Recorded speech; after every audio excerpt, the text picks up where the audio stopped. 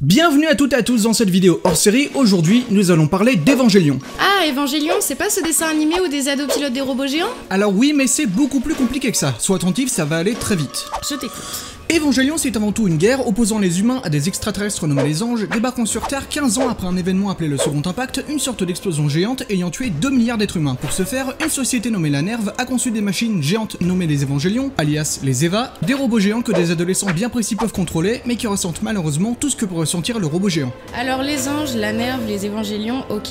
Mais pourquoi on parle de guerre? Tout simplement parce que si l'un d'entre eux rentre en contact avec Lilith, l'un des 2 premiers anges apparus sur Terre il y a des millions d'années et gardé aujourd'hui au sous-sol de la Nerve, il serait capable de déclencher le troisième impact, le point central de l'histoire de la franchise. Et le troisième impact, ça signifierait la fin du monde? Tu comprends vite, c'est très bien. Quoi qu'il en soit, dans ce nouvel et dernier opus intitulé Evangelion Thrice Upon a Time, notre planète va faire face à sa plus grande menace, où dans le conflit humain plus vilé versus Nerve, il n'en restera qu'un.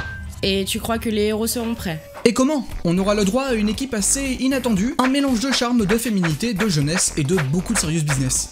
Intéressant, continue. Dans la famille Village, j'appelle Misato Katsuragi. Devenue extrêmement froide après le troisième impact et ex-chef des opérations de la Nerve, elle la combat désormais en tant que capitaine de la Ville après que des révélations sur la Nerve aient émergé. Elle peut compter sur l'aide de Ritsuko Akagi, fidèle compère, ex-chef scientifique de la Nerve ayant prise Maya Ibuki sous son aile, ancienne lieutenant de la Nerve et qui, si on en croit la fin du film The End of Evangelion, a un penchant amoureux pour son mentor. Toujours dans la famille des gentils humains, j'appelle Asuka Shikinami l'anglais, pilote de l'Eva 02 travaillant désormais pour la Ville, au caractère bien froid semblant venir d'une profonde solitude. La jeunesse, c'est la clé. On n'a pas la même vision de jeunesse. J'enchaîne avec Mari McAnamy Illustrious, pilote de l'Eva 08 d'origine écossaise, prenant son rôle de pilote à bras ouverts. Elle sera l'un des piliers moraux pour le héros de la franchise dont je parlerai tout à l'heure. Tu m'étonnes, vu comment elle est belle. Tiens d'ailleurs, tu m'as pas parlé de la Nerve. J'y viens, ne t'inquiète pas, je vous présente Gendo Ikari, chef de la Nerve. Il est le père du héros, avec qui il se montre très froid, et monte en secret un plan visant à retrouver sa femme, disparue il y a presque 30 ans. Puis vient Kozo Fuyutsuki, le numéro 2 de la Nerve. C'est grâce à lui qu'on en apprendra beaucoup plus sur le passé de Gendo et de sa femme dans le troisième opus. Puis dans la famille des humains méchants mais pas trop, j'appelle Kaoru Nagisa. Personnage aussi mystérieux que Gendo, il marquera dès son apparition un tournant majeur pour le héros. Tu crois que le héros est bi?